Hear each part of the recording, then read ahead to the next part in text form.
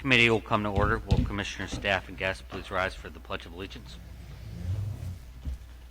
I pledge allegiance to the flag of the United States of America and to the republic for which it stands, one nation, under God, indivisible, with liberty and justice for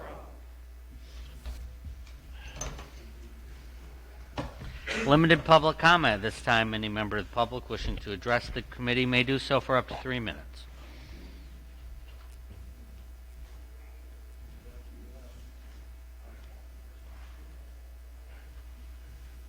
Can you make sure that microphone is on? The green. All right, it's on. Thank you. Eldon Schallenbarger, Hastings. I would like to address not just to you, the commissioners, but to the public as well, so that way you guys are aware of what's going on. On Easter Sunday, had a drone flying closer than it was supposed to be on my premises, and I want you guys to be aware you're not, even though supposedly there's no state law, if you guys shoot that down, you're going to jail because it's malicious destruction, even though it's spying and eavesdropping on you. I've gotten, there's no state law regarding what they can and can't do. It doesn't matter if they bounce off your house, off your buildings, they spy in your windows like a peeping Tom. I want you guys to be aware that even that there isn't any laws, you will be charged with malicious destruction of property.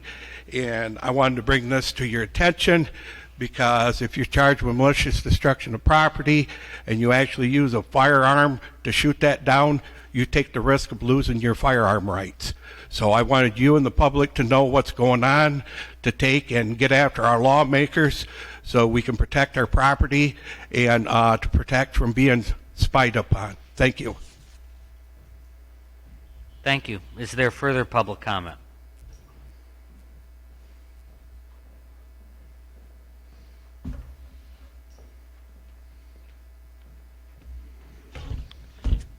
Hello. Is it working? Can you hear me? Yep. All right. My name's Charles Hertzler. I'm from City of Hastings. And I'm here because of the Dominion voting machines. And the machines, not the people involved, not our county clerk and her spectacular job she does and everything, but the machines themselves. I have a big concern because, like, I brought my laptop with me right now. If I turn it on, it'll tell me anything available for Wi-Fi service. And if there wasn't anything that I could get a hold of, I could turn on the hotspot on my phone and I could get on my computer. All right? Who knows exactly what's on that software that they put into the machines every election? I know that all the information is there. They do the quality checks to make sure that who you vote for is voted. They do that whole quality check and stuff. But what if they have a little hidden agenda in there that says on the day of the election, starting at 7 o'clock in the morning, and this is just an example, I'm not saying this happened, but maybe every fifth vote for Trump went to Biden. Okay? Trump still won our county. But he won by a smaller margin than he should have. Now you add that up to the other counties and stuff, then when you get to the big counties, instead of having a 10 million deficit, they only got a 4 million deficit. So now they can just play with the polls like they do down there in Detroit and everything else. I'm just saying, what is so wrong with having our machines investigated to make sure that there is no software glitches in there, there's no hardware or something in there that says, what is it, the ES&S machines, they found Verizon cards in there with the chip in there so that they could hook up wirelessly? Do we know for a fact that that's not inside our Dominion machines? Has anybody internally investigated these machines? Or are we just taking Verizon or Dominion's name for it, And even the software company we use, Election Source, is owned by Jeffrey DeLongcamp, who has a vast background of ethics investigations and stuff. And his company, even with the one over in Antrim County, they're saying it was a improper input of software. But still, software issue. Anything is possible with software. That's what tells a computer what to do. And it's changed every election. She puts that new thumb drive in there with all the information on it.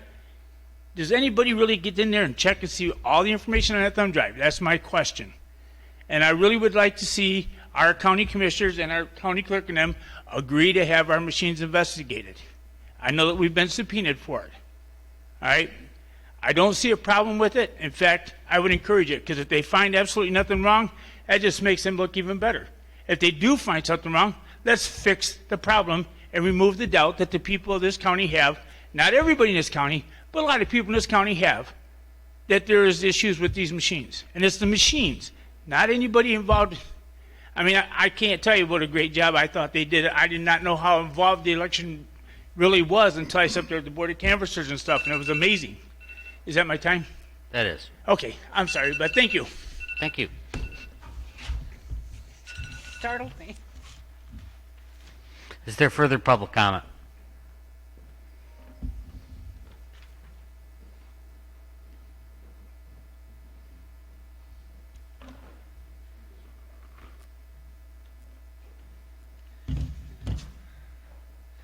Joel Ibbotson, Rutland Township. Article 1, Section 1, Michigan Constitution. All political power is inherent in the people. Government is instituted for their equal benefit, equal security, and equal protection. 14th Amendment, last portion. Nor shall any state deprive any person of life, liberty, or property without due process of the law, nor deny to any person within its jurisdiction the equal protection of the law. Multiple businesses and organizations were served cease and desist orders in Berry County. It's a common denominator between all of them. Complaints were turned in by the people. Health Department investigated them all. Health Department even had the state police investigate some, do some legwork for them. They all violated, supposedly, MCL 333.2253. Where does the equal treatment stop? One lone organization was never cited or served a cease and desist order. What was different about this organization? They never stopped holding gatherings. The health department was called several times over their supposed violations. OSHA was even called, yet Colette Scrimger did not do anything. Why is that? Was it because one of the people in this organization happened to be the current chairperson of the Board of Commissioners? Is it because Colette Scrimger politically weaponized the health department? Was it because politicians do not like to resort to cannibalism? What is the moral of this story? Apparently, it means if you want to be exempt from health orders, you either need to be married to the governor or have a county official on the payroll of your organization. There is no equal protection under the law with Colette Scrimger as health officer. Furthermore, Article 11, Section 1 of the Michigan Constitution states all officers, legislative, executive, judicial, and she is one of the executive, before entering their duties of their respective offices, shall take and subscribe to the following oath or affirmation. That oath is similar to the one that all you take as commissioners. Colette has not taken the oath as required by the Constitution of the state of Michigan. Ingham County has not only administered an oath, they have sworn in their officer in as a special deputy to have authority to enforce the laws. Ours has done neither. It is time for her to resign for the multiple flagrant violations to the Michigan Constitution. And on a side note from that, on your guys' agenda today, you have to discuss the sending back the fees for the licenses for the restaurants. Please don't hold that contingent on any of the funding coming from Washington. Just do it. Thank you. Thank you. Is there further public comment?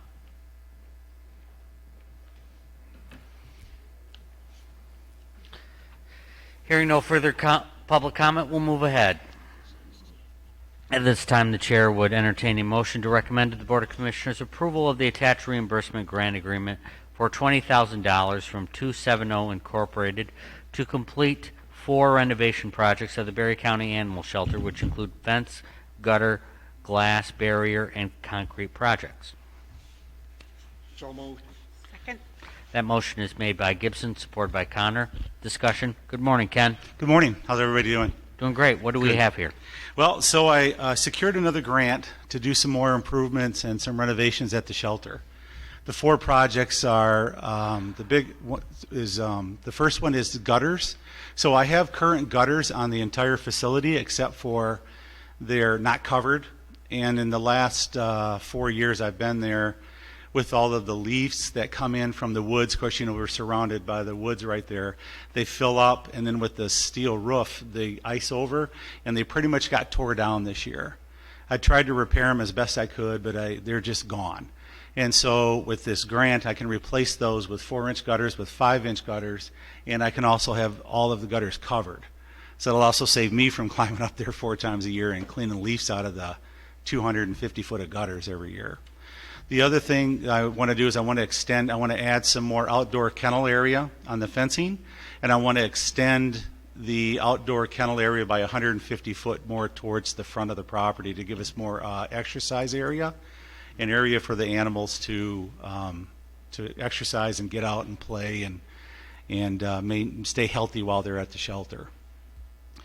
The third thing is when we remodeled the training barn, I put up a 12 by 24 foot garage in a box behind that building, and right now I have everything in there, and it's setting on pallets or setting on the ground, and I can put in a concrete slab that I can then mount that garage in a box on top of it to get everything off the ground. So I'm trying to maintain it and keep it going as best I can.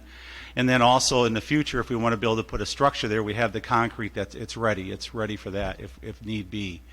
And then the fourth thing I wanted to do is we have a piece of plexiglass now in front of the clerk's window when people are coming in, and I'm actually putting in a full-size security window with a speaker system right there with a place to hand papers through.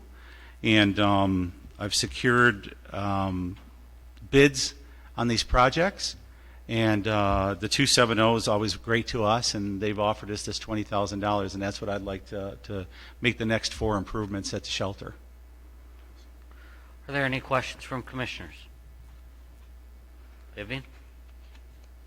In the court renovations, we found that those speaker systems don't work real well for hearing the person on the other side of the glass. I don't know how that's going to be affected with maybe barking dogs. Yeah, so everything's affected by barking dogs, especially. I got to tell you right now, we've got 5 dogs down there, and they are I don't know I know 4 is a quartet, but these 5 are they're in sync right now down there, man. And I've actually. Are they in harmony? Oh, they're in harmony, all right. And I know the instigator too. It's an old hound dog. Must have been an Elvis fan or something. But yeah, I just right now with. I would just feel, oftentimes we're alone down there, you know, and I would just, you know, our doors are secured, we electronically can secure them, and I would like to have something in the front, especially when I'm not there. And that does concern me a little bit, but we also have the opening in the bottom. And then the barking dog thing, Cindy said this morning, she goes, do we have any more sound deadening barriers? Which is, I take it as a hint of, so go get a ladder. Go put some more sound batters, you know, so I am concerned about that, but I have to pay attention to it. Okay. Thank you. Is there further discussion? Hearing none, the question before the committee is to recommend to the Board of Commissioners approval of the attached reimbursement grant agreement for $20,000 from 270 Incorporated to complete 4 renovation projects at the Berry County Animal Shelter, which include fence, gutter, glass barrier, and concrete projects. All those in favor say aye. Aye. Opposed, nay. Motion carries. Thank you very much. Thank you, Ken. At this time, the chair would entertain a motion to recommend to the Board of Commissioners approval of the submission of the fiscal year 2022 Office of Community Corrections grant application. So moved. Support. That motion is made by Smelker, supported by Gibson. Discussion. Good morning, Tammy. Good morning. So what do we have here? This is really an easy decision because this is completely grant funded through the state. But I have completed an application for funding through the Office of Community Corrections. It's an increase of $1,647 over last year's budget. That would be for fringes, wages, and disinfecting supplies. Everything else pretty much stays the same. new to 2021 was the relapse prevention group for males. We no longer offer anger management, and we would continue with the other programming, which is the COG program for both males and females, and the drug testing program as well. And just for your information, I pulled some statistics so that you would know who and how many we serve, but our programming is offered to people that are on felony probation. We have served just in 2022 alone 16 females in the COG program, 42 males, 68 people in the drug testing program, and 12 people in the relapse prevention program. What exactly is the COG program? The COG program is a group program. It's cognitive behavioral therapy. It really works to help people understand the way they think and to change the decisions that they make based on understanding themselves. That's great. Are there any questions? Hearing no questions, the question before the committee is to recommend to the Board of Commissioners approval of submission of the fiscal year 2022 Office of Community Corrections grant application. All those in favor say aye. Aye. Aye. Opposed, nay. Motion carries. Thank you. Thank you. At this time, the chair would entertain a motion to recommend to the Board of Commissioners to authorize the change of current special part-time drain maintenance position who works 19 hours per week to a regular part-time employee working up to 35 hours per week. So moved. Second? That motion is made by Gibson, supported by Connor. Discussion. Good morning, Jim. Good morning. Appreciate you letting us come in. I believe you've got a lot of material in your agenda request. We passed out some more again this morning.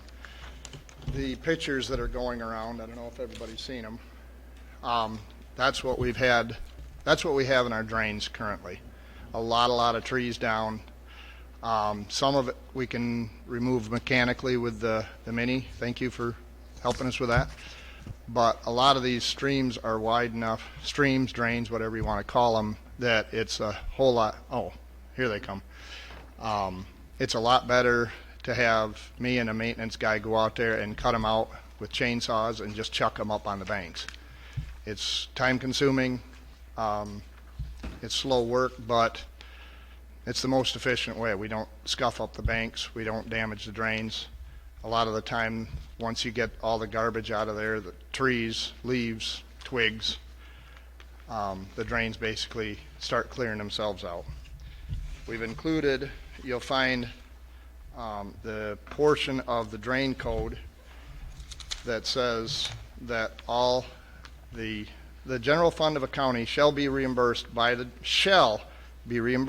drain districts in which work is performed by drain maintenance employees hired by the commissioner pursuant to subsection 2 for compensation, including the cost of fringe benefits paid to the drain maintenance employees by the county from its general fund.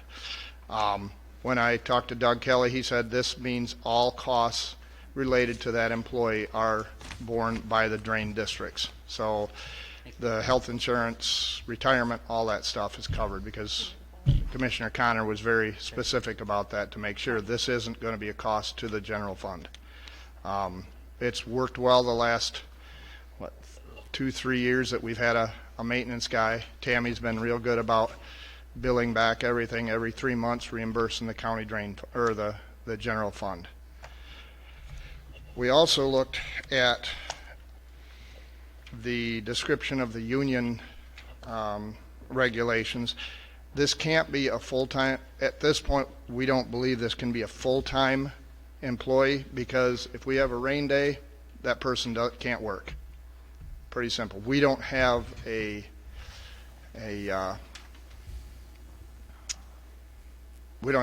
slush fund or anything that we can just pay them to not work that day. No, none of us have slush funds. Exactly. County government. I mean, it'd be nice. Just to be clear. The commissioners wanted to give us a little extra to say, hey, you just keep that guy working even when he ain't on the drain. But we're not asking for that. The previously, Russ Yarger, the previous drain commissioner, had come up in front of us back in 2014 when I was a commissioner and asked that this position be filled. And I'll be the first to say that I questioned him hard. I said, did you try inmates? And he said, no. I said, did you try community service? He said, no. He requested at that time an employee at $16 an hour. He had a young man working for him as a subcontractor, quote unquote, at $24 an hour. He felt that making him a county employee at 16 would be a cost savings to the county. I'm asking for a full/part-time employee, 13 to 15 bucks an hour. We've looked at the surrounding counties. They have drain maintenance supervisors that have supervisory situations, and they pay them a lot more. We're not really looking for that. I reached out to three of our low bid contractors and asked them, okay, if I rent one of your people to do some of these projects, we did, Ross Jackson loaned us one of his guys to do tree plantings and stuff 2 years ago. That worked great. Their minimum guys get 15 bucks an hour, and they have to charge us anywhere from 48 to 70 bucks an hour. Which, that sounds bad, but when you figure they're covering their vacation, their workman's comp, their unemployment, keeping the lights on in the shop, you can understand it's basic business costs. Reached out to GEI because DEQ on the Cloverdale Watson project is requiring 5 years of monitoring on that system. Some of it, the wetland bogs and stuff, we cannot do. We're not trained to it. Stu Kogi at GEI said the water well or the monitoring wells, all that stuff, he's fine with us taking that over. They charge us 65 bucks an hour. That's the lowest paid man we got there. So I figured that could be a cost savings for the drains. Used to be Tammy could go out on the drains, and she has helped me. And Commissioner Connor was curious why some of the filing is behind, or was behind, because part was because of COVID, part was because I have to have assistance out on the drains. I mean, it's pretty hard to hold a tile down and cover it at the same time.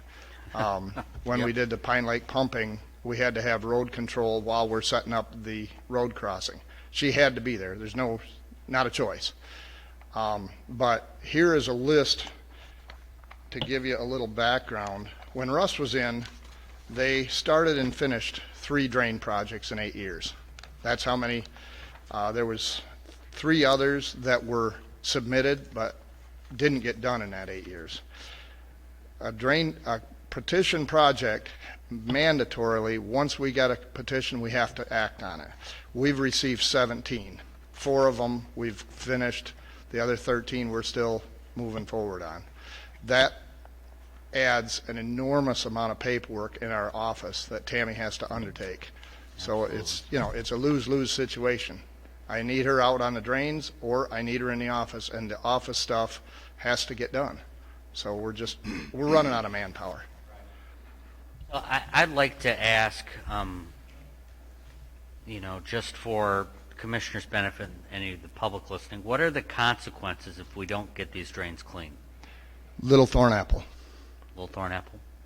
I mean, that sums it up. Little Thornapple, Coldwater, that thing, and it's...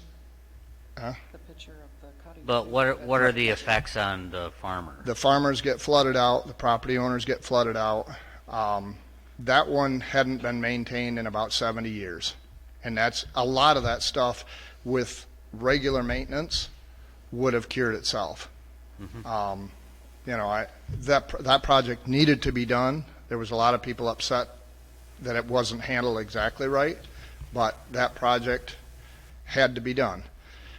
As a follow-up on it, I've talked to a lady at DEQ, and she just did a study, and they hadn't done one since 2013.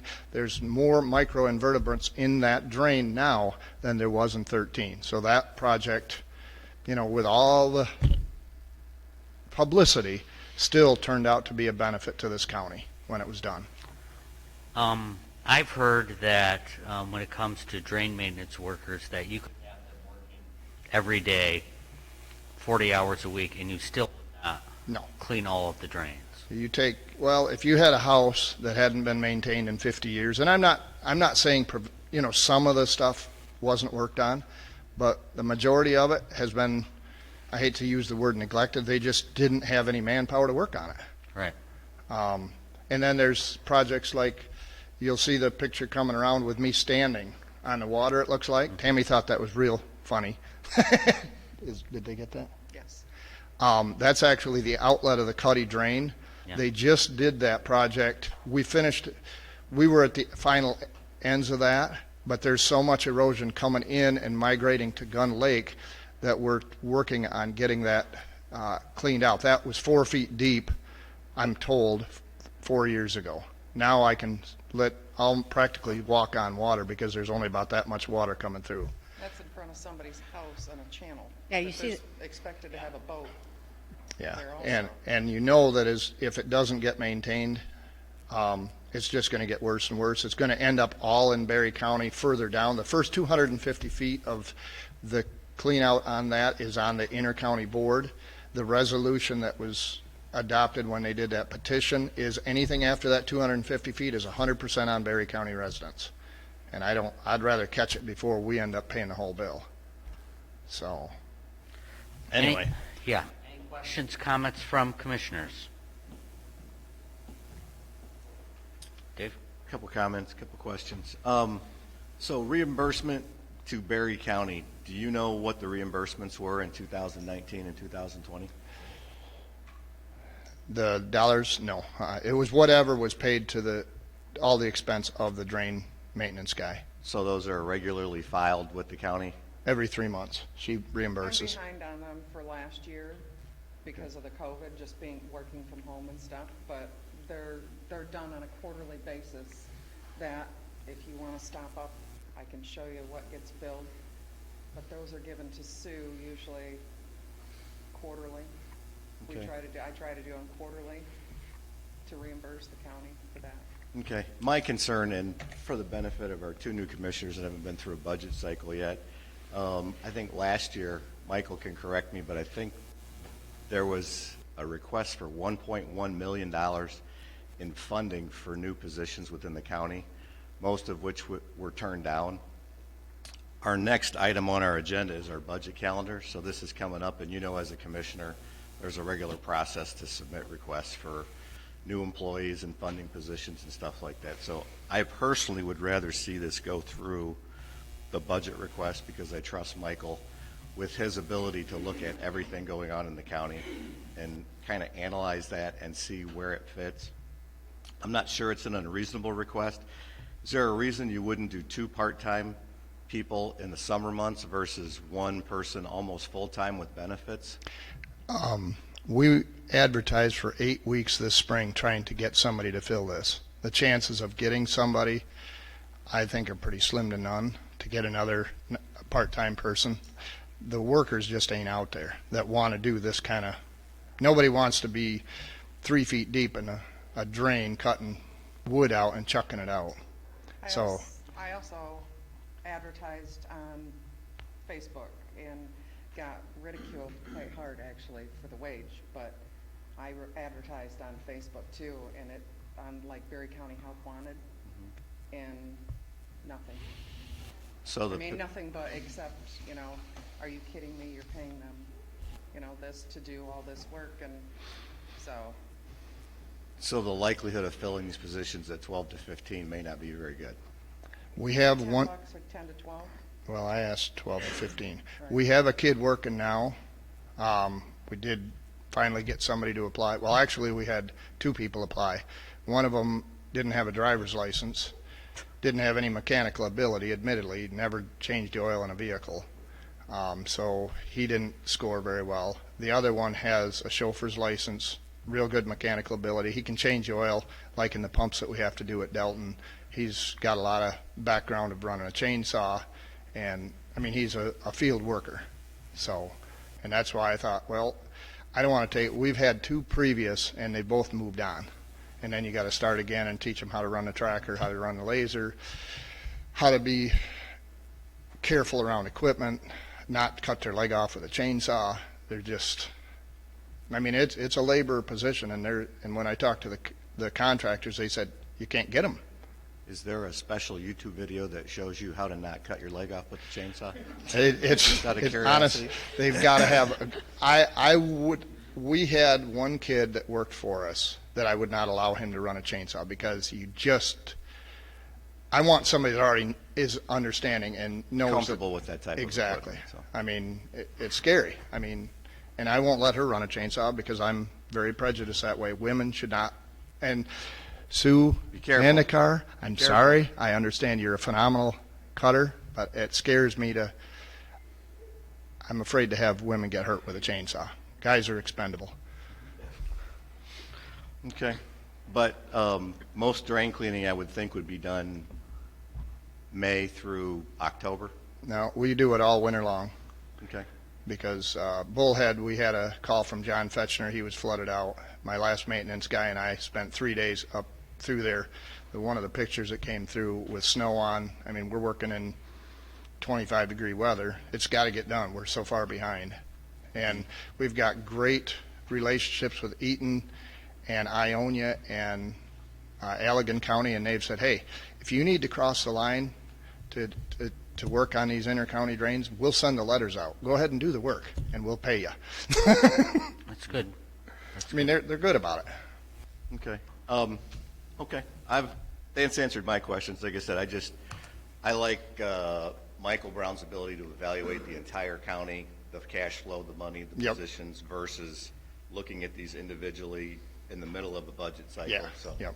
I'm probably a no vote at this point, but I understand the need for it. So Yep. And, we understand, when I talked to Michael, he said typically we run it through at the beginning of the year, turn it down, and then pick it up. But like I say, with us, our last maintenance guy left in September, and we didn't get anybody to apply till March.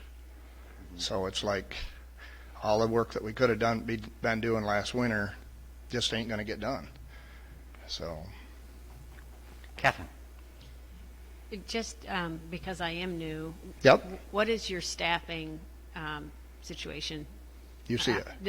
It's just the two of you. So the maintenance person that you're speaking, you don't have anybody in that position now? Right now, we got the part-time position filled to 19, and that's why we'd like to move that to 35 before he says, I can't be waiting. I need, 40 hours would be perfect. And in the future, I'd like to look at that, but we don't have a way to finance that.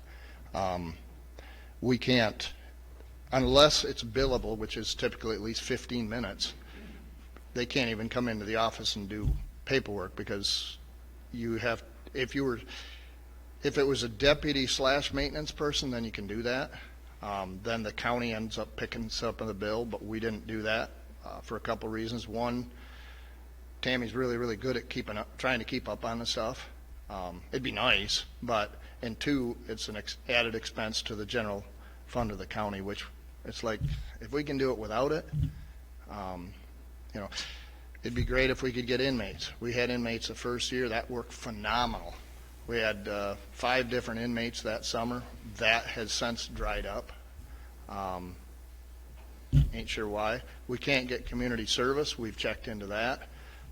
We cannot get an insurance company to write an insurance policy for community service because they're not volunteers and they're not sentenced. And I'm not willing to let the county take the hit on that because they get hurt, it's going to be all on the county. We appreciate that. Are both of you full-time? Yeah, yep. Okay.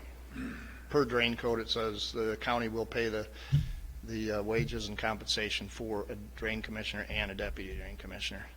So, Everything else gets billed to a drain for that maintenance person, so that's why they can't come in and do paperwork or whatever, because there's no drain to bill it to. Got it. So, Thank you. yeah, for the way it works is the drain commissioner has unique powers under Michigan law. He has the power to act as he sees fit for a specific project. So if you have a drain that needs maintenance on it, he has the power to levy a tax to maintain that drain. And so when they're talking about billing back to the county, it means is the cost of the labor is figured into what the tax will be. So individuals that are working on it are paid through those specific taxes into the general fund. And the challenge is that's a lot of paperwork, and people can go through and request that the drain commissioner do a project for a specific purpose. Vivian and I are both chairs of lake boards. She the Gun Lake one, I the Jordan Lake one, and it is a lot of work, a lot of paperwork. So I'm sympathetic to all the efforts that go in there. So this project, you would need $11,000, $12,000 from the general fund. Yeah, I'm not sure. What's the dollar amount from? $11,654. So what you're asking is basically a loan from the general fund? Basically, front money. All right. What dollar amount are you? On your agenda request form? Number 3. I don't have an amount requested. Are you looking at an old agenda request form? No? It's this one. Looking at yours? What am I missing? It's not on ours.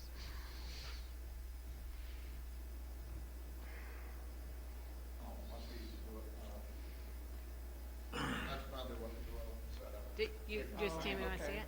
we were trying to figure out what the cost would be, and I'd asked Luella, and she must have added it to it. Is that correct? 'Cause that's the way Luella? she does things. Gets things done. This is what I calculated based on the job description, Michael reviewing the job description, putting together an estimate of where that would fall on the classification scale.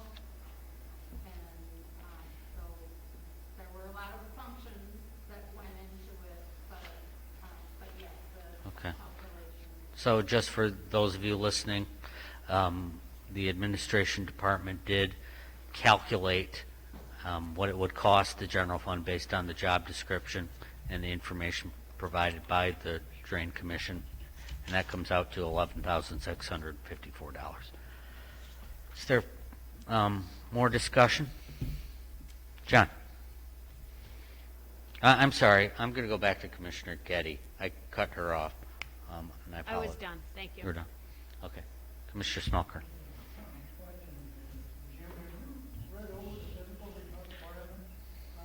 I wrote them.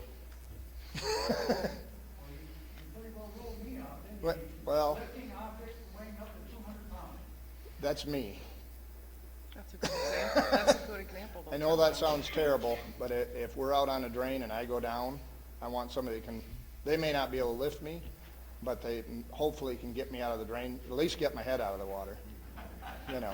And Michael and I had a discussion about that. He says, well, you just wait till the EMTs get there. I said, he says, exactly. He says, or you get a piece of machinery to move you. And I said, I'm not as, if I was 30 years old, I wouldn't even consider that. But I'm not 30 anymore, and I don't jump out of ditches as well as I used to. So, and it's drag, pull, push, however they can get me out of there if I go down. Yeah. I mean, put a rope around my neck and drag me out, I don't care. Further discussion. And if it works better for you guys that we bill that back by the month, I think we can work that out too, so you ain't got as large a outlay.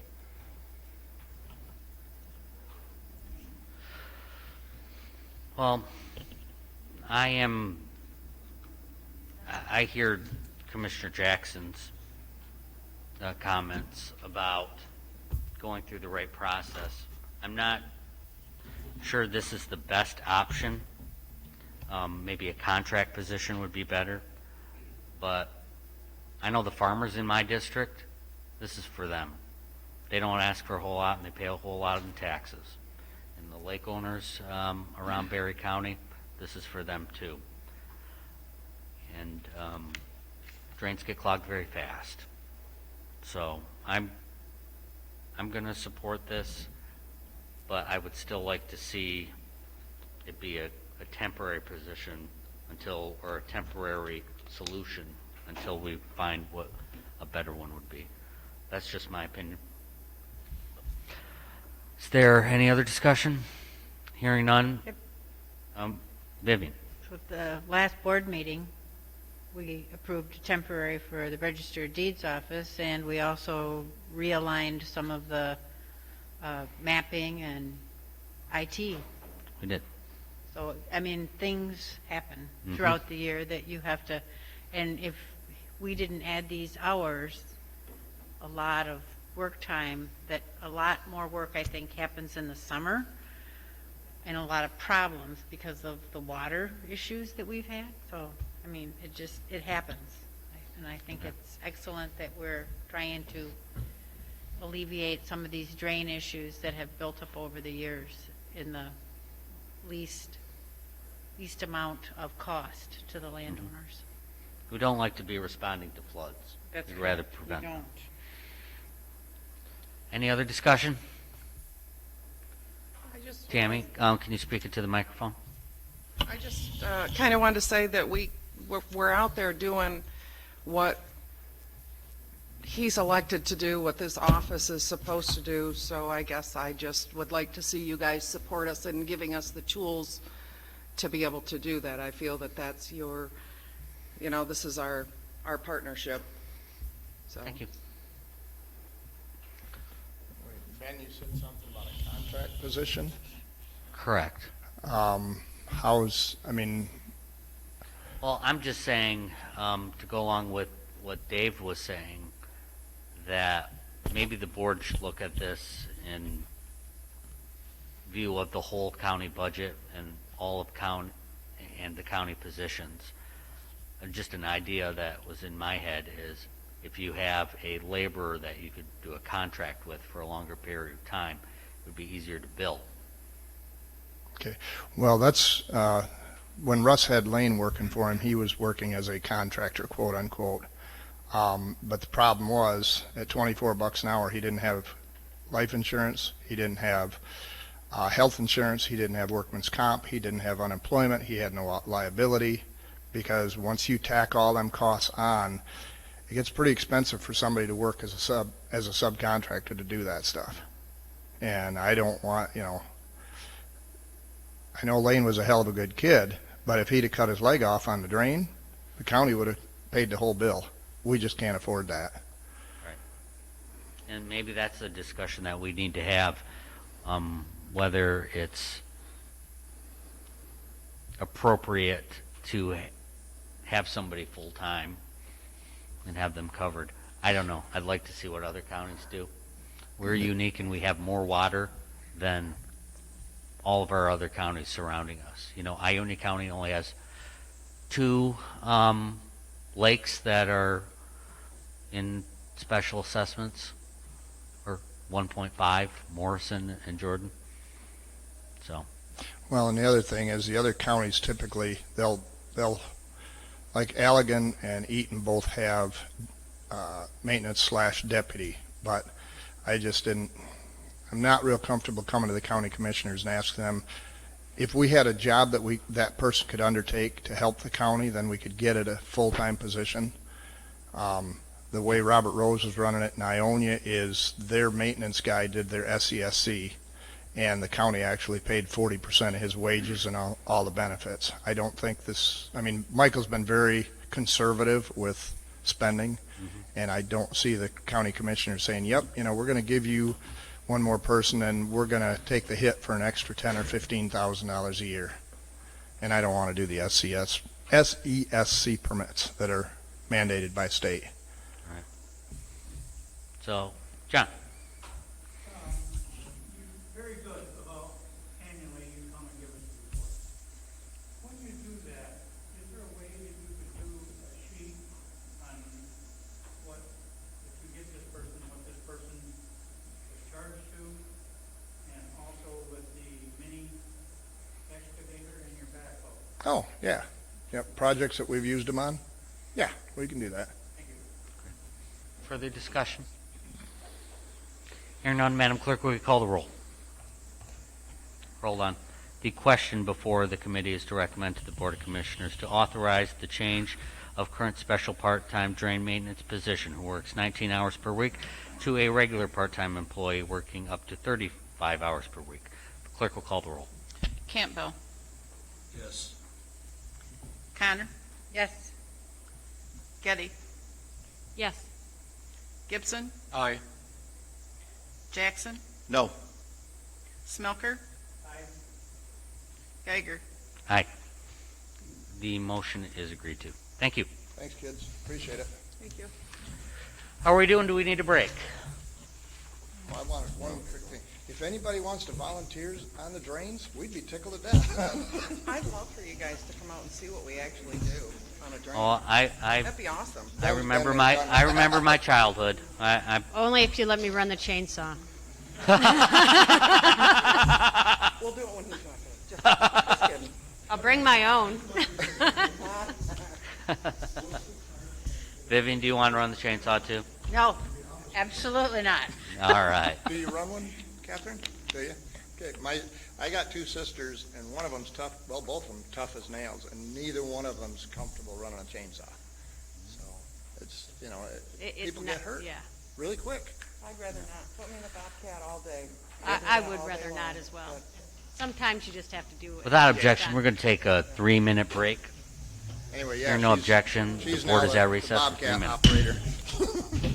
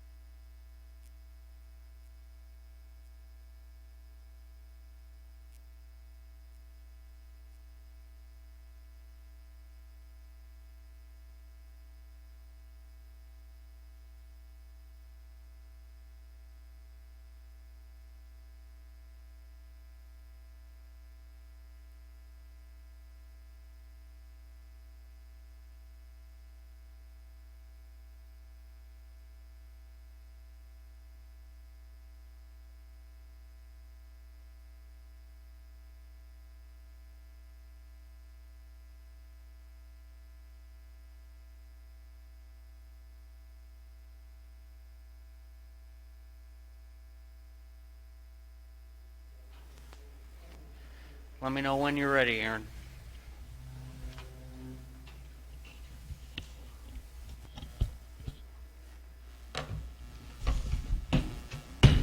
Committee will come to order. At this time, the chair would entertain a motion to recommend to the Board of Commissioners approval of the 2022 budget calendar. So moved. Support. That motion is made by Gibson, supported by Smelker. Discussion. Good morning, Michael. Good morning. How's everyone? Good. We're good. Take these off real quick so you can, excuse me here. So yeah, this is, it's hard to believe we're at that time of the year again. It seems to go quickly. But this May begins the budget process for 2022's budget. For the two new commissioners that haven't been through this before, although Catherine, you have some familiarity with it, being on the Parks and Recs Commission.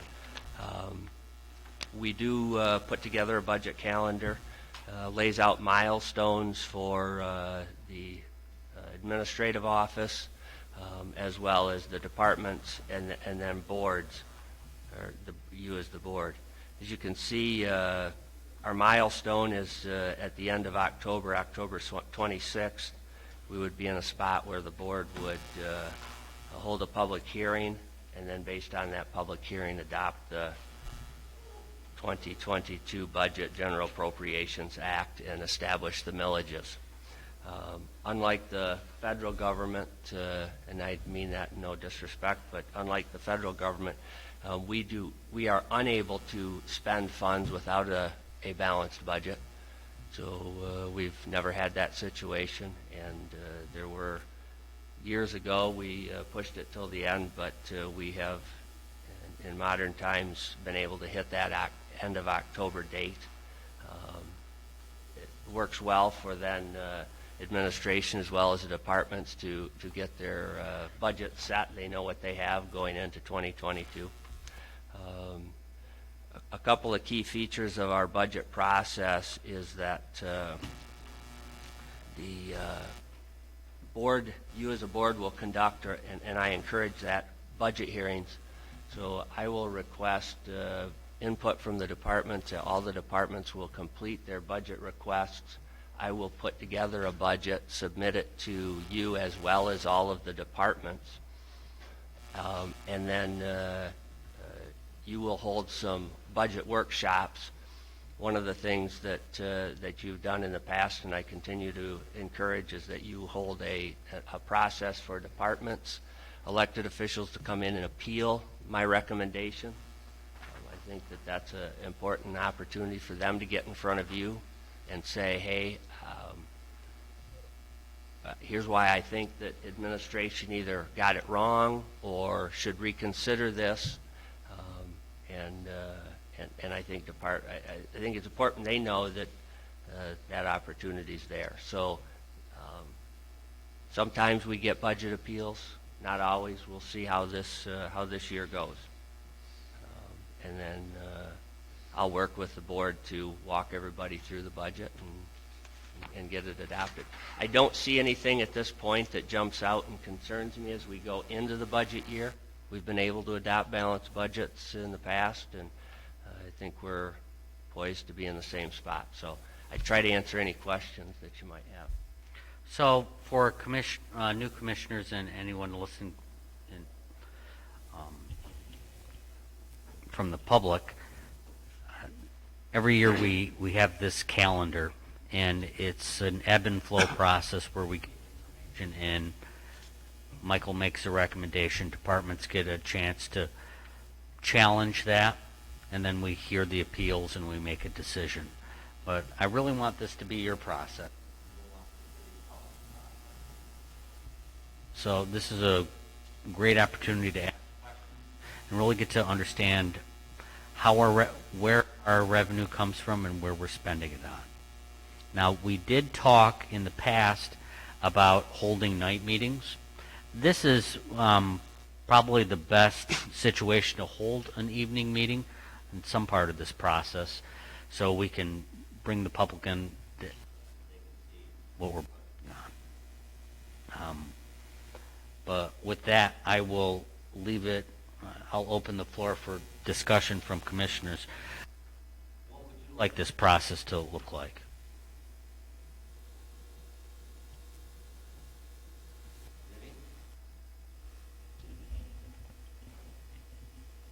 Do we engage the public?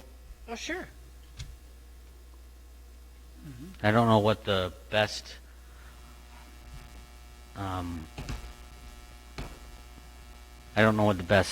thing on this calendar to make a public meeting is. The workshop is usually the longest. Yeah, I think that really it will be somewhat quiet to commissioners until early August. You know, in June is really where departments spend their time formulating their requests and submitting them. July is where administration spends its time taking those requests, analyzing them, putting them all into a comprehensive recommendation. And then sometime in August is when we, if everything goes well, when we will submit that recommendation out to the board and copy all of the departments. And so in August, you'll begin to have your discussions and deliberations around the budget, hold those, the budget workshops that you feel are necessary, as well as the budget appeal hearings. And then with a goal of having a recommendation toward the end or early September so that we could advertise it for the public. My recommendation would be that in that August period, that's when you begin to engage the public. And if you want to hold your budget hearings in the evenings or at alternate times, is the opportunity to do that. I think that makes the August to be determined when we actually have a hearing and we have department heads that are coming in and appealing our decision. I think that makes the most sense to have an evening meeting on that night. I can add, I think this also adds to the transparency, having a discussion about and a budget calendar for the public to see, so that they know that the budget process has started. Right. And absolutely any time during public comment or outside of a meeting, a constituent can connect with the board or a member and say, hey, I think you ought to think about this relating to next year's budget, or think about that. So having this conversation, I think adds to that transparency. I have a question for clerk. First of all, today's election day. Yes. Is there anything on the ballot in Berry County? Not yet, but I have heard rumors that there's something coming for the August election. Okay. So understanding that information might not be wise to have a evening meeting on election day. I'll be here. Great. We do.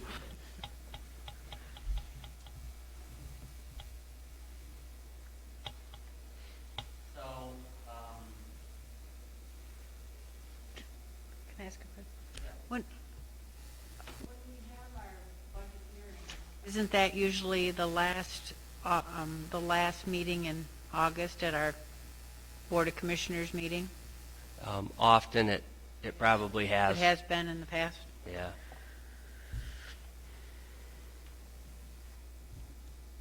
so I feel comfortable scheduling August budget hearings for the 24th. That gives Michael enough time to finalize the budget.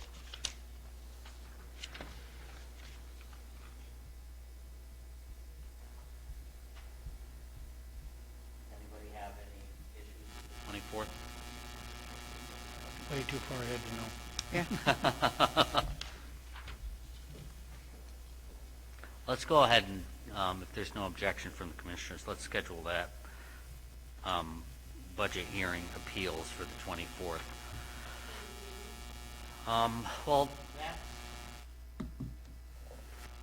conflicted on that, because the more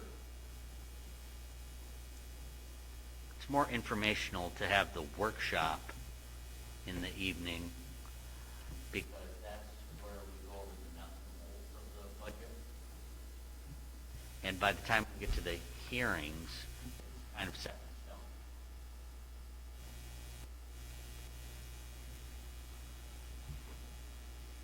But it's the appeals also. Correct. The hearing is a legal event that we have to do. We have to formally hold a public hearing. On our Board of Commissioners agenda, there it says public hearings. That is the scheduled time that we notify the public that we're going to have a hearing on it. So it's more a legal requirement and a perfunctory state requirement. Public hearing isn't as interesting as what it sounds like. How about we say the August 3rd at night? Give people time to vote in the day. Our clerk will be able to manage the elections during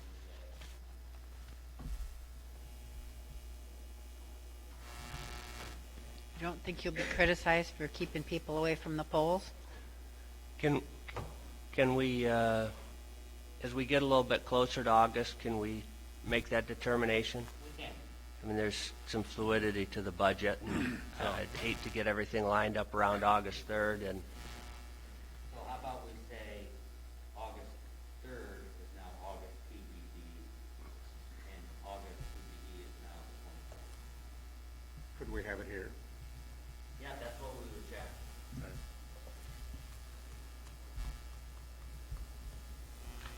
Anyone from the public have a thought?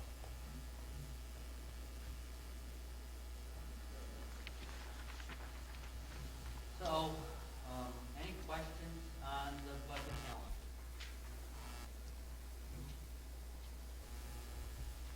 So the amended budget calendar, if I'm hearing the consensus of the board, we're going to have the committee of the whole meet at a time to be determined, possibly an evening meeting, and we'll do the budget hearing on the 24th and appeals. Okay. Hearing no further discussion, the question before the committee is to recommend to the Board of Commissioners approval of the 2022 budget calendar as amended. All those in favor say aye. Aye. Aye. Opposed, nay. The calendar's approved. This time, entertaining motion to recommend to the Board of Commissioners approval of Budget Amendment 21A. So moved. Second. That motion is made by Smelker, supported by Gibson. Discussion? all right. So this is the first budget amendment of 2021. It's in the format that everyone's familiar with, although, again, for two new commissioners, I'll walk through it real quickly. Page 1 is, and it's very similar to what you'll see with our budget. We follow the same format for actually adopting the budget. Page 1 is just an overview of the general fund, breaks the general fund into revenue on the top, expenditures on the bottom, by a series of broad categories.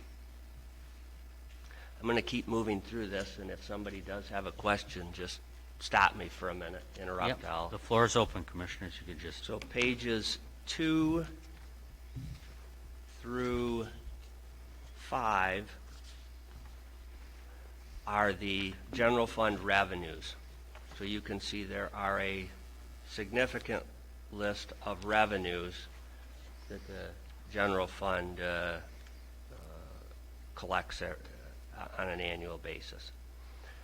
We've laid this out so that on the left you have the account name or line item name. You're then shown 2018, 2019 actual. When you get the 2022 budget, we should have at that point the 2020 actual. So you'd have 3 years of actual, the adopted and amended amounts for 21, and then when we do the 22 budget, the recommendation. In this case, you have 2020's amended amount, our final amendment. 2021, what was adopted, what we're recommending be the for an amendment for 2021, and then if that's approved, what the budget would be amended to for 2021. So as you can see on page 2, if you go down Yeah. 3/4, Anything in the 7/8 of amendment the way. column is the change. So the first one is medical marijuana. So we're receiving more in the state grant for medical marijuana than what we had anticipated. So we're amending that. There are no changes to pages 3 or 4. And then on page 5, we're anticipating that interest earned will be higher than what we had initially budgeted. So at the very bottom of page 5, you'll see that we're increasing the total revenues by $31,400. Where are we getting our interest revenue from? Is that just our holdings? Just cash. Yep. Just cash. Just the cash that we have. Okay. That's Expenditures, it looks like that's the big one. You Yep. have a lot of. On the expenditure side, again, you have the same on the left, the line item by department. Your 2 years of actual, what we finished 2020 with, and then the adopted amendment and final amended for 2021. So we're looking at that second to last column on the right, the 2021 amendment. You'll see that there are a variety of amendments to the expenditure side. The amendments include benefits recently approved, the dental optical increases, and the employer contribution to the MERS Retiree Health Savings Program accounts for employees, position changes in the LIS IT department and the Register of Deeds office that were recently approved, and then reauthorization of funds budgeted in 2020 for the Drain Commissioner Stormwater Rules update that will be paid for 2021, and then increased costs for our OPEB reports. So I'm happy to try to answer any specific questions. As you'll see at the bottom of page 7, the increase in expenditures totals $31,400. The amendment is balanced, although our revenues were slightly more than our expenditures. On page 7, if you go up to the top, you'll see that $1,913 was added to contingency. So the way we budget in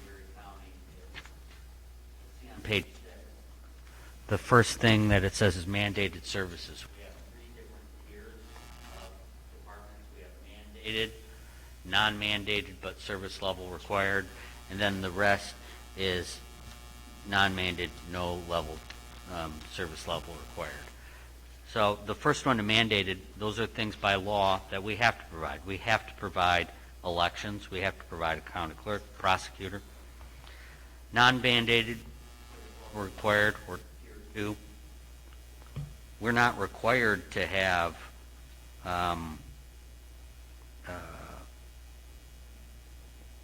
public works or data processing.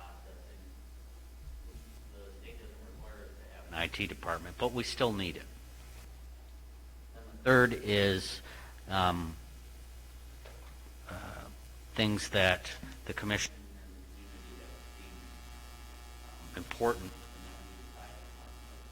parks and recreation and economic development, and previously airport, ag prep. Those are our main 3 tiers.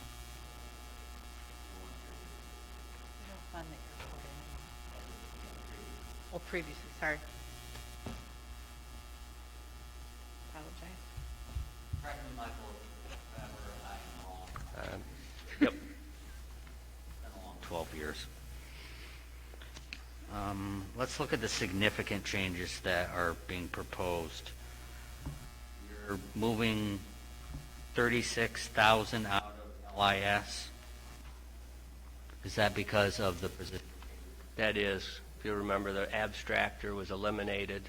That was a significantly higher position, and then that was distributed. Some of that went to the Register of Deeds office.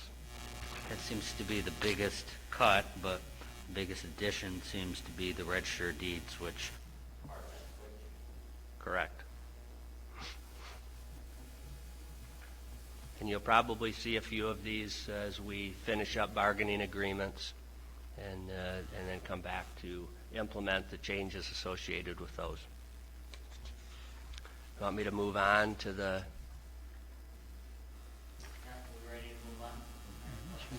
So then what we've done is pages 8 and 9 provide a little bit of detail related at the line item level related to those changes.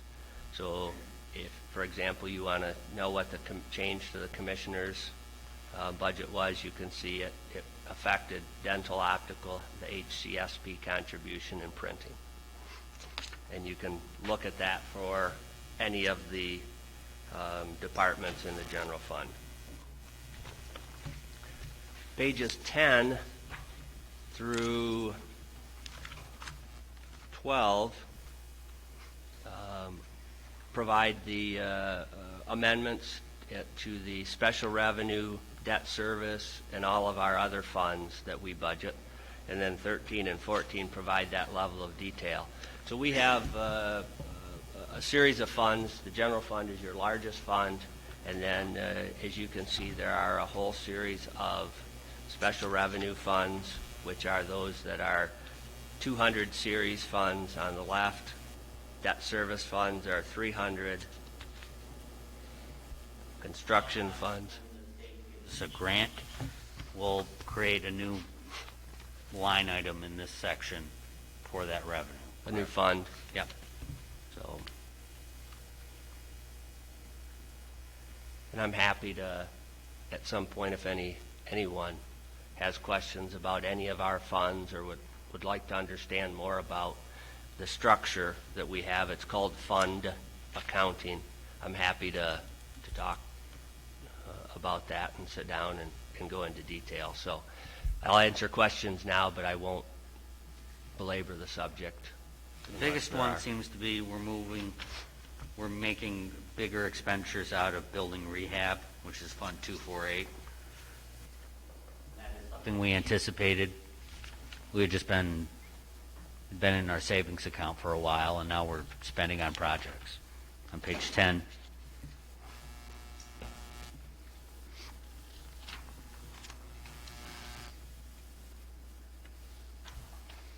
We went from $11,000 to $1.3 million.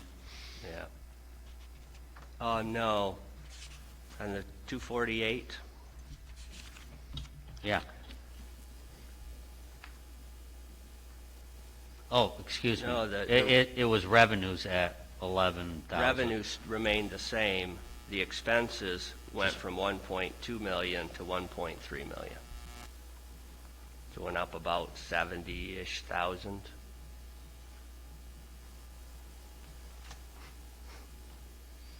Yep, see, commissioners, Michael's always right. No, this is very, very good information.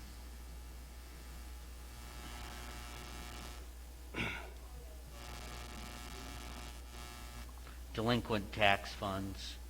Of course, we didn't have any delinquent taxes from 2020 in the last budget, so that's why it's not an amendment.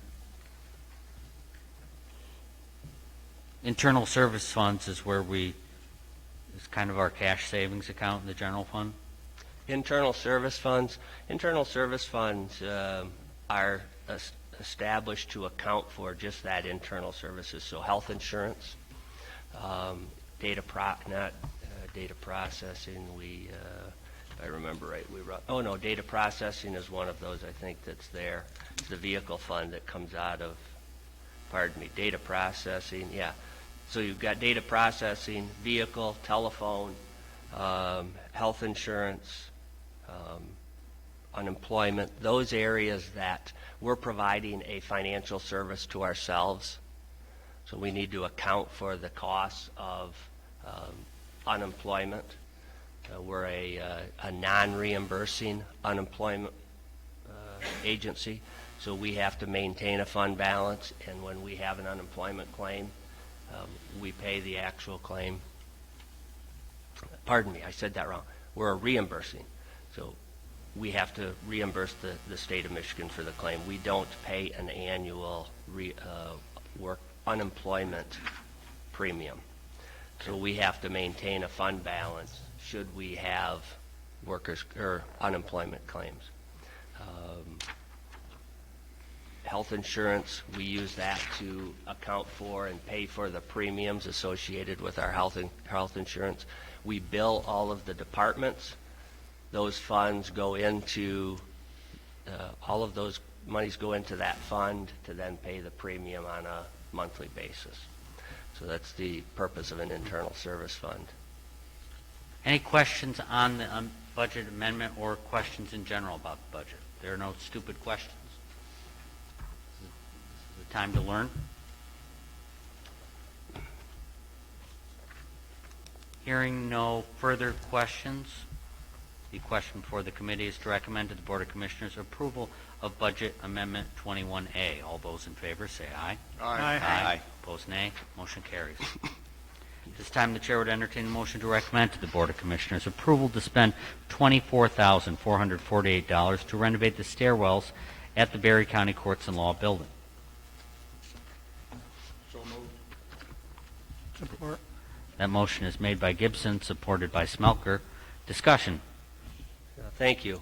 So you recently approved the Courts and Law building renovation project. This was an alternate that was bid out during that project. It's not directly related. But it's related because of the building, and since we're doing significant construction, the two stairwells at each end of the building that we have to this building are in need of renovation. And if you recall, our construction manager advised that we reject the proposed bid that we received of a little over $60,000. The construction manager then solicited pricing on this project and was able to get the project pricing down to $24,448. So we're bringing this back to recommend that the Commission approve spending $24,448 to renovate the stairwells. The stairwells are, including the lower level, would be four stories of stairwell. Currently, they're concrete stairs, and we're proposing that the concrete stairs be overlaid with an epoxy coating that will be stain-proof. Right now, the stairwells, the concrete's stained real bad. The handrails are painted and are chipped up. The paint on the walls is just dirty and dingy. It's just the 20-some years, 25 years, I think that building, well, I've been here 26 years, and it was constructed, so it's approaching 30 years old. They've never been done. So we're recommending that those stairwells get completely done. It's not something that we can do in-house. The epoxy coating isn't a product that we have the capacity to do. And then the painting itself, if you can think of a stairwell, are significantly high walls. So we're recommending that we contract to have this work done. Commissioner Smelker or Commissioner Connor, do you have any comments you'd like to make on this? I agreed with Mr. Van de Goede, our construction manager, that 61,000 I thought was too much to pay for this job. And then when he come back with this bid of 24,000, I feel that that is justified, especially the way it's broke down here in the bid with the epoxy. But Vivian and I and Michael thought it would be best to bring it back to the board for everyone's opinion. But that's almost a what, $38,000 savings? May I, John? Mm-hmm. So, and the reason that we wanted to bring it back here, because if we had done this out of the project's contingency, it would have severely depleted that contingency to little to nothing. What would have the balance been? Less than $10,000? No, we have roughly a $60,000 contingency, so it would have brought it down to mid-30s to 40,000. I'm sorry, I don't know what I was thinking. That's all right. But, yeah, yeah, exactly. And It we would have didn't- cut it in half almost. And we didn't design the contingency around including this project. It was designed around the budget that was approved for the project. We have the funds in the Building Rehabilitation Fund to pay for this, so it's my recommendation that it come out of the Building Rehabilitation Fund Yeah. And we're and just, not be part of the contingency for this project. we're just starting that project now. Right. So, You don't, yeah, we live in a world of cost overruns, don't Yeah. we? or changes that, what looked good needs to be modified for various reasons once you get into remodeling buildings. And what exactly is this going to do? This is, This is to take care of the stairwell project of the Okay. repainting and So again, Epoxying the floors. what will occur is 2 stairwells that are 4 stories each. The stairs themselves will have to be etched. They're concrete. They're polished concrete right now. They'll have to be diamond etched or acid washed, whatever you do, so that the epoxy will adhere. And then a professional. This isn't a Rust-Oleum type epoxy. This is we've been using it in the bathrooms that are in the lower level of the courthouse. If you've been in those, that type of epoxy flooring will then be used to coat the entire stairwell, both stairwells. The hand railings will be repainted, will be taken down and cleaned and repainted, and then all the walls in the stairwell as well will be repainted. I wish they would have done this when they built the building. Well, I don't know that at that point we had that, and what they did use was common for a building stairwell. And I think it was a thought at that point that it's more of a fire exit. And what we're finding now is that modern day people are less likely to use The elevator? the elevator. The one door that's wore out is to the stairwell, that front stairwell. It just, and the handle, it gets used, which is a good thing. your So, steps in. Is there anything else we need to opine on? What color pigment do you guys go with? we're getting some, Black and white. yeah, we're getting some samples. If it's all right, we'll allow the steering committee on that to Right. make that decision. We do have a question from the public. I ask that you use a microphone. I can- Apologize for the intrusion.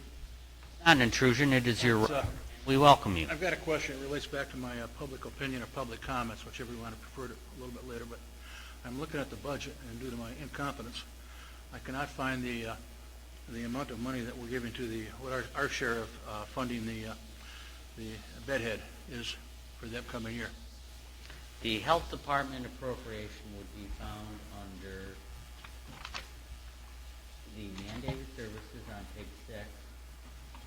Mandated services on page 6, line item, Health Department appropriation, item 601.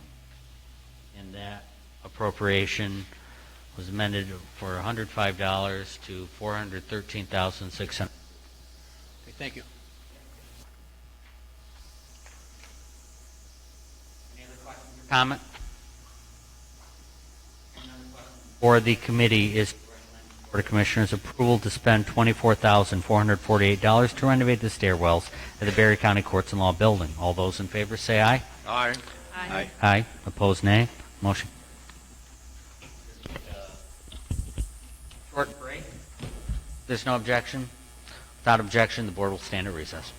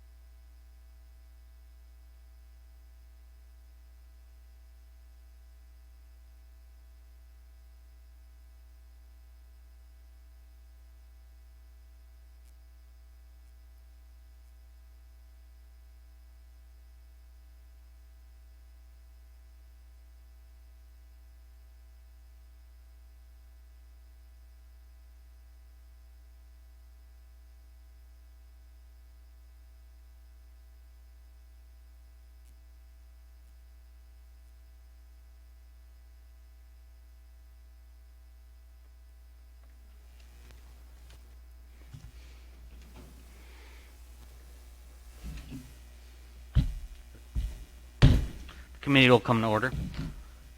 Chair recognizes Commissioner Smelker.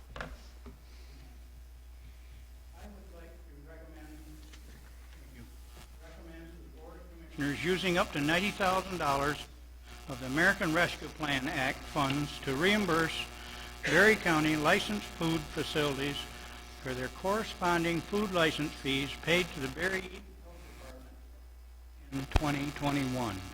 Second?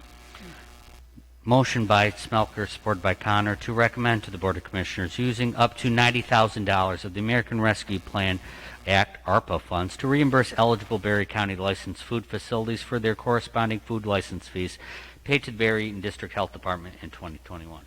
Discussion. Commissioner? I just feel that our restaurants and food establishments have waited long enough for us to do something. We have worked in our health department, and we're somewhat outnumbered. So I think it's time that we took this in Berry County's hands and used the American Rescue Plan funds to help out our restaurants. With this. Right. There is other things out there coming along. There's the restaurant revitalization fund that they have to put in for if they lost money in 19 and 20. That is, I looked in the standards and what they have to do, and they have to prove their losses and take into consideration all funds that they received beforehand. But this is down the line. This is a list of all the restaurants and their fees here for Berry County. Total of all the fees, if they're collected, $89,509 for Berry County. I put it at $90,000 to make sure that we could cover them all. Yeah. I don't foresee all of them putting in for it. Some of them I feel made money. Commissioner Smelker has been a leader in advocating for this cause, and we did bring it up at our Board of Health meeting, but we were in the minority. And the feeling of other members on the Board of Health would create a, quote, slippery slope of reimbursing other people. But you got to remember, this is their money. And they didn't ask for this pandemic, and they need help. Other counties in Michigan, including Kent, Calhoun, and Ionia, have done the same exact thing. So this is why we're bringing it, or why Commissioner Smelker is bringing it to the board. Commissioner Jackson, do you have any thoughts? No, I fully support this. It's something that we've been discussing at the health department for a couple months and could not garner the support of our counterparts in Eaton County. So we felt it was important enough with John's leadership to bring this to the full board.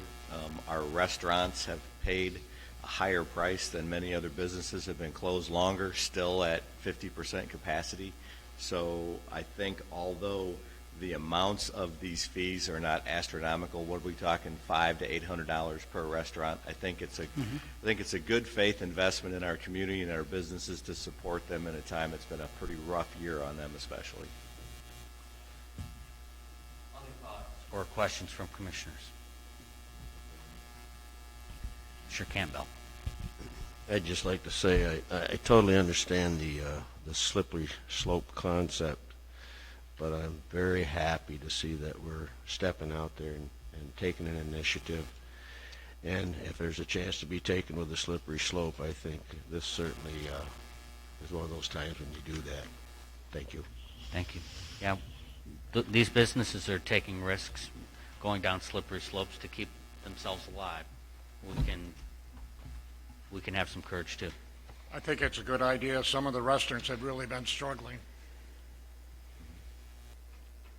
Will the restaurants have to request the reimbursement, or how is that we're going to work? Go ahead. They will have to send in their proof of payment, canceled check that they paid for their 21 licenses to the administration office. The administration office will send it down to the clerk, and the clerk will reimburse. You have to have paid it, and you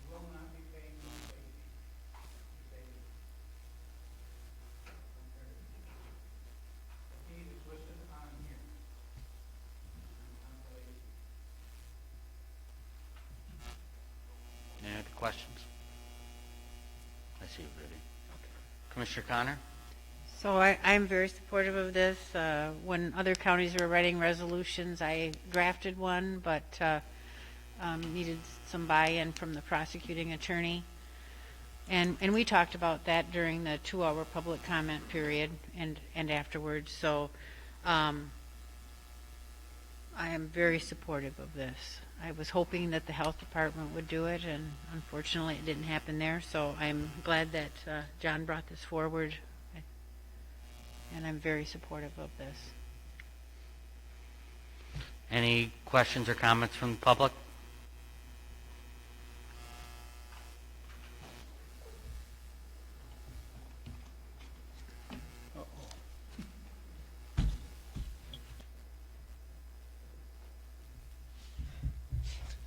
Question. Now, has the county received the money yet from the American Rescue Plan Act? Will the restaurants be reimbursed this fee regardless of that? Can this be worded just so that the county just forgives it? I mean, I would like to see that this county stand behind its. I mean, these are your guys' paychecks. This is, we shouldn't be waiting on money to come from Washington to help restaurants. We should just be doing it. I don't know what these guys are paying in property taxes, but I bet you that the $750 that they pay for a license fee pales in comparison. Let's just do it. Let's not tie it to ARPA. Let's just do it. Kent County's done it. In fact, ironically, it was minutes after the Barry Eaton Health District Department, bedhead, whatever you want to call it, adjourned the meeting, that it came out on Wood TV that Kent County waived all the fees. Ionia County waived all the fees. Calhoun County waived all. We've got 3 counties that have touched us, and I would have thought that out of all the counties, this would have been the county that would have made the initiative to do something that had some fortitude. So let's just do it. Thank you. So we can pass this motion today, and at the next at the BOC find out a contingency plan to have it funded in full without ARPA. We have an $18 million budget.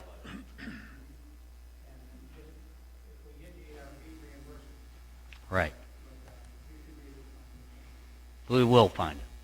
I'm confident in that. Let's take it out of the health department's payment. Seriously. I'm serious about that. They have to come up with, we have a balanced budget. We have to come up with $90,000 out of something. And I know if the other counties, they suspended the payments, they probably. That's an idea.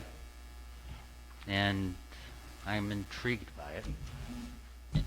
Hadn't thought of that, but that is one idea. I mean, we do have to have a balanced budget, so take Yes. the $90,000 out of that payment. We have a comment from the public. Do I have to identify myself? No, you're Okay. Larry Bass. You guys just went over the budget today, budget amendments, and I'll replicate some of what I said last week.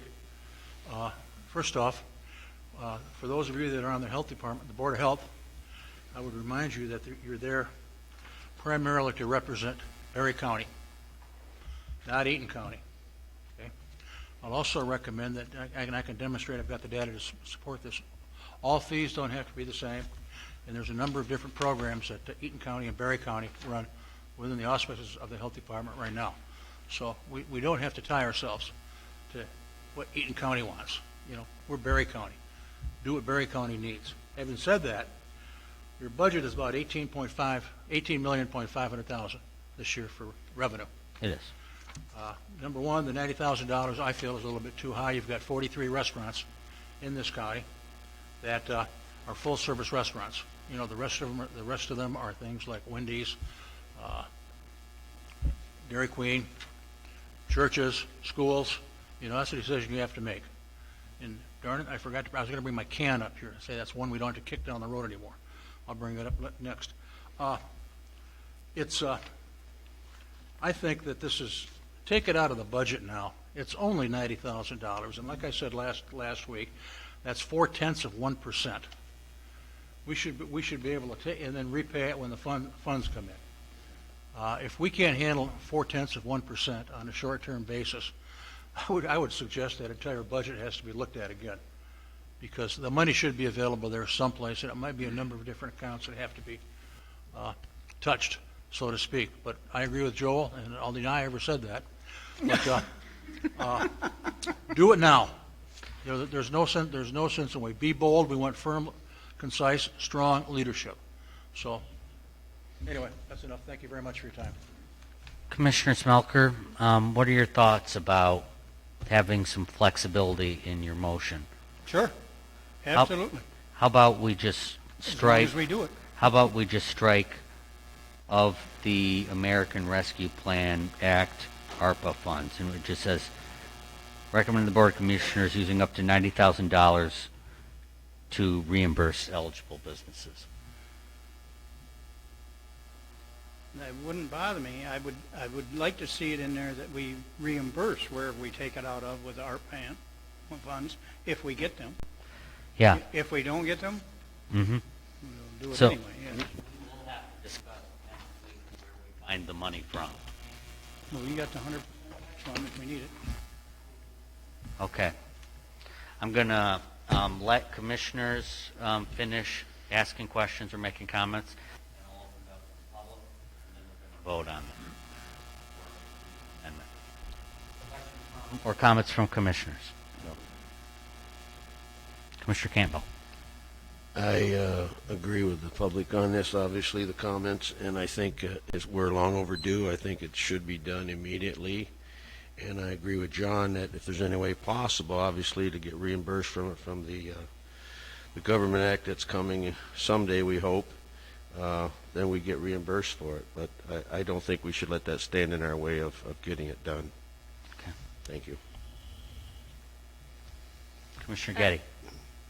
I fully support supporting the restaurants that need and have been most affected by the pandemic. I think there's a process of a more targeted approach for the restaurants that show need.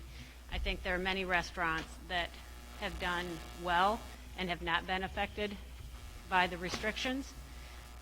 Mr. Bass just alluded to them, the drive-throughs. There are many restaurants that have suffered, and I would like to support them. Thank you.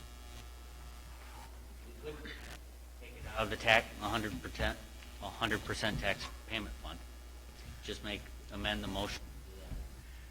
I think so, but I personally, if we were going to take a recess, I would like to talk to our administrator and see what the best fund to take it out of and to reimburse it if we get the money. Before we recess, can I make a comment?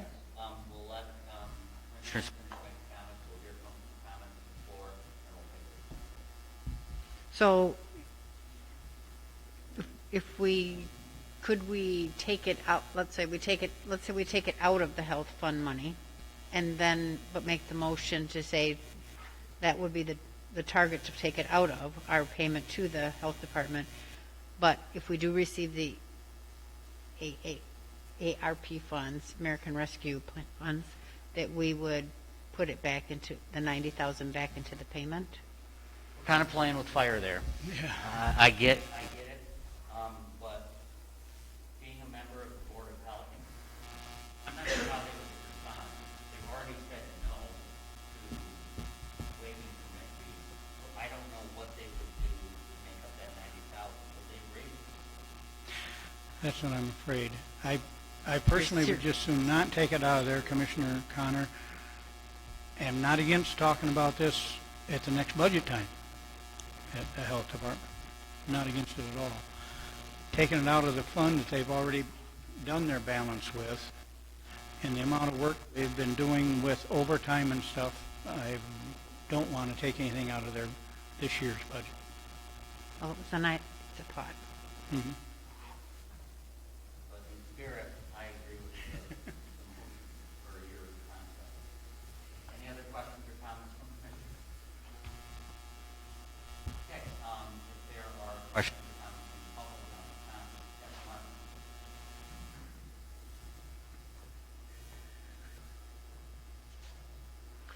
Thank you. Mark Monsignor from Berry Township. I'd like to address the notion of the slippery slope. I have concern about a slippery slope. But it's not the one that I think is being talked about. I'm a Democrat. I'm all in favor of supporting the infrastructure of this county and the society that lives here.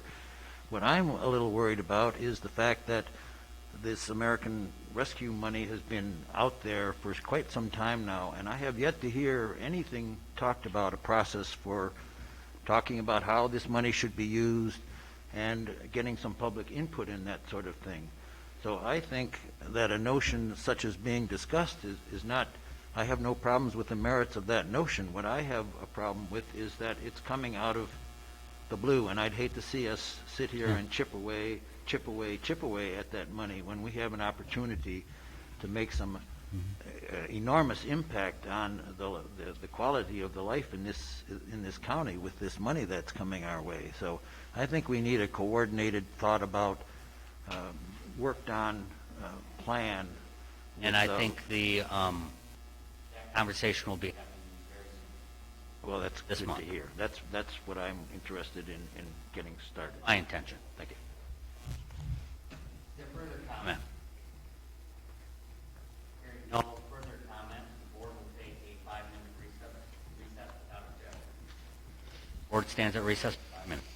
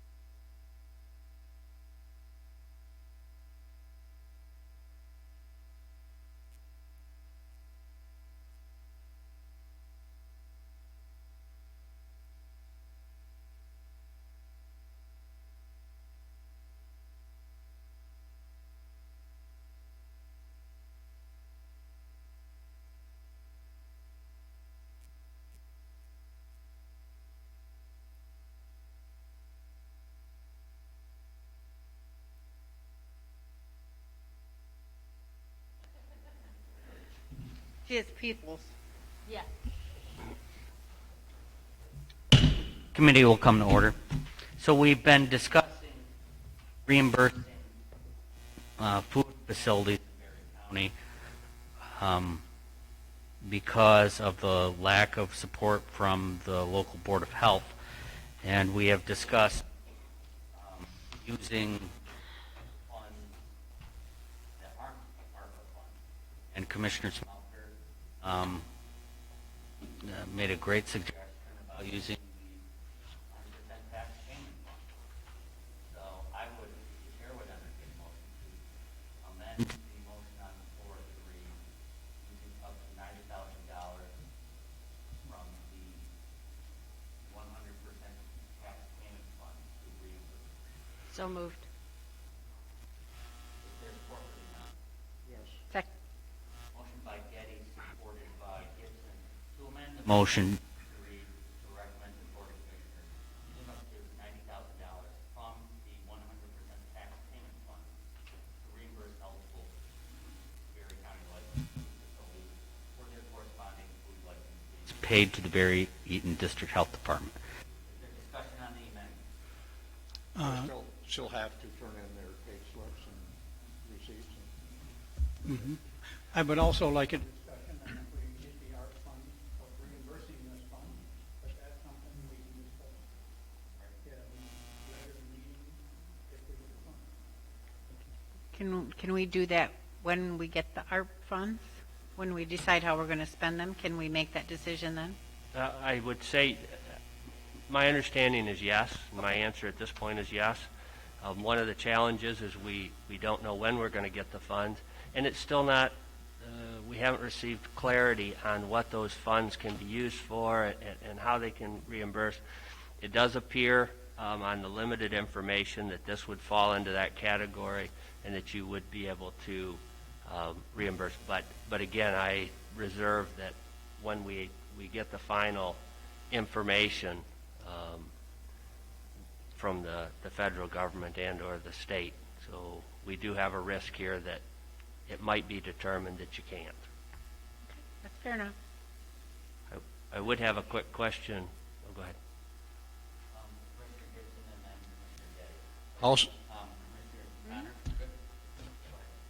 How soon could the restaurants expect to get their refund? So that's a great lead into my question, and we're happy to facilitate this, but I may make a preface that we don't have a connection with any of the restaurants. I don't know if it's possible. To your point, Commissioner Gibson, we got to think through a little bit how we're going to inform restaurants, and I say restaurants, but Let's get this amendment taken care of first and continue with that, if that's okay, Hoot. I want for clarity for the motion. Do you have a question on the amendment? No. Okay. Question on board adoption of the amendment. All those in favor, say aye. Aye. Aye. Opposed, nay. The motion is amended. Now's the time to discuss logistics. There are a few things that need to happen. One, we need to draft a press release to local media that this option is available.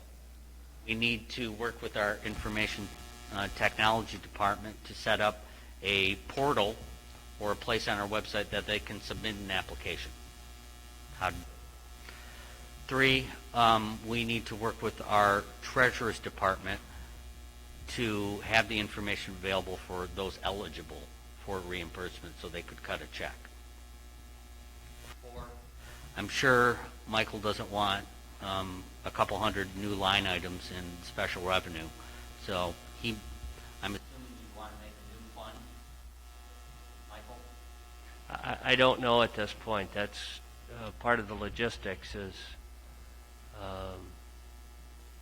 yeah, I'll have to look at that to see how we'll, Other counties have done it, so I think. yeah. So there are things that we need to do, and we would probably start. That's what's going to be my comment, was we can do the finalities next week when Michael comes up with how he wants to handle this. And, because I'm sure that we need to have proof that they have paid, and then we need to get it in an invoice and down to the clerk's office where they can send the check. Do you? Well, that's a question that I have. Like, if they were just about to pay their license and there's a reimbursement there, wouldn't it be easier if we just paid it for them? No. No.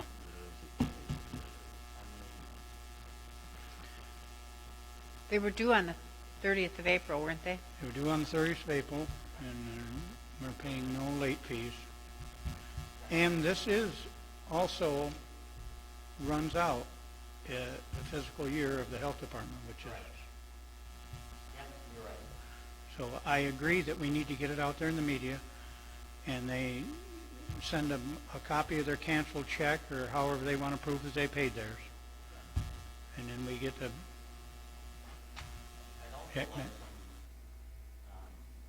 From, or some assistance from the EDA. Maybe there's other business assistance information that we can include on the website.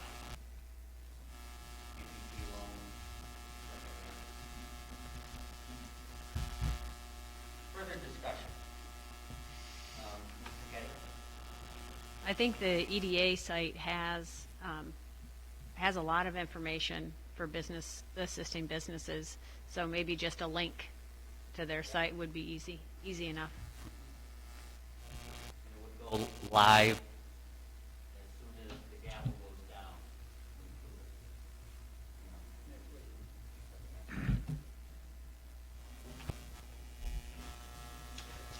Further discussion? We were just talking for a minute. I was commenting at the break. You were asking about the 100% tax payment fund, and I don't have that file with me. I apologize. I didn't anticipate, but I do have a file. And specifically, the board adopted a number of years ago a policy relating to the use of any funds above a cap. So if you'll recall, and for those that don't, the 100% tax payment fund, its primary purpose is to provide for the revolving payment of delinquent taxes to local units, so that the county treasurer does not have to go out and borrow funds every year to make local units whole for the taxes that they did not collect and have gone delinquent. After that, and there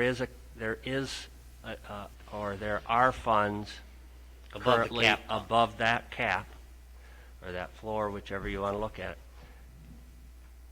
There's a policy that sets out what those funds can be used for. I believe that this potentially falls within that, but I don't have that policy in front of me, and we haven't utilized it in this fashion in a long time, so it's not fresh on any of our memories. Yeah, so I will look at that. I just want to clarify that and provide everybody a copy, but between now and the next board meeting, the board will receive that policy. We'll have to take a look at it and make sure that at the final vote, it meets with the policy that you all have established. And the 100% tax payment fund is a very complicated issue or funding stream. Basically, it's a fund that supports local townships when people don't pay their taxes, but the interest and fines generated on it are things that we use for quality of life. And in 2011, we passed a policy that says we're not going to dip into this. There's a lot of counties had depleted these funds for regular county business, and we said we don't want to do that. But it's our mission, and I'm sure administration will come through. We're going to find a way to fund this by next week. Is there further discussion? Any discussion from the public?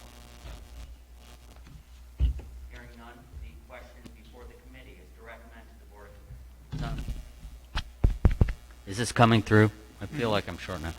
The question before the committee is to recommend to the Board of Commissioners using up to $90,000 from the 100% tax payment fund to reimburse eligible Berry County licensed food facilities for their corresponding paid to the Berry and District Health Department 20.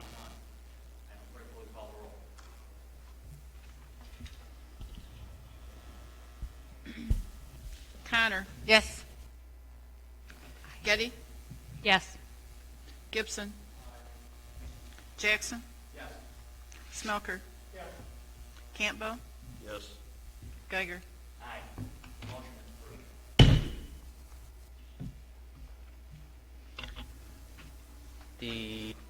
What's the next on our agenda? Public comment? Limited public comment. At this time, any member of the public wishing to address the committee may do so for up.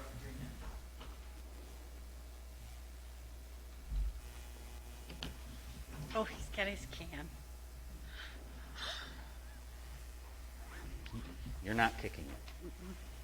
Most of the walks have been in the hospital. Larry Bass, Carlton Township. Thank you. I think we've seen some leadership, some bold leadership that at least myself and others in the county have been looking for quite some time. And personally, I'm not opposed to a slippery slope. That's one of the things we elected the commissioners to not be afraid to stand on. All slopes aren't level. Sometimes you have to be bold. Policies can be modified. I wouldn't recommend it.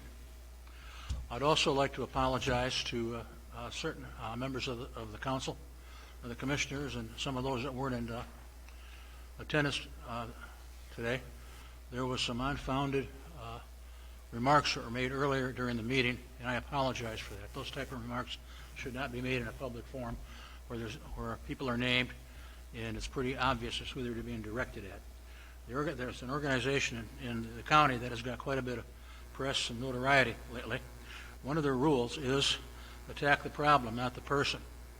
Evidently, that is a do as I say, not as I do policy. And I will deal with that at the next meeting they have. Pertaining to the, lost my train of thought. The oath of office, there's 83 counties in Michigan. All 83 counties were FOIA'd to find out if their health officer took the oath of office. Only one responded positively, and that was Ingham County. And being a Reagan person, I'm going to trust but verify. I will be calling Ingham County myself this afternoon to find out if that's true.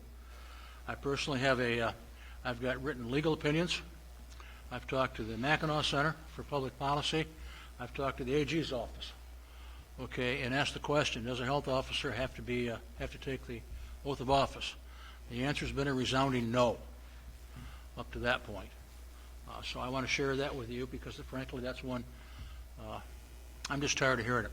To be absolutely honest, it's not fair to the health officer. And you people that have been on the board for quite a while know that I'm not particularly a friend of the health department. But I don't believe we should castigate somebody unfairly either. And I still think we should look at the 43 restaurants that are full-service restaurants that had, if they apply, that had to pay the full fee. And I thank you for your time. Oh, and by the way, does this mean I can retire my can? We don't have to kick it down the road? Okay. Recycle it. Pardon? Recycle. Is there further public comment? Hearing no further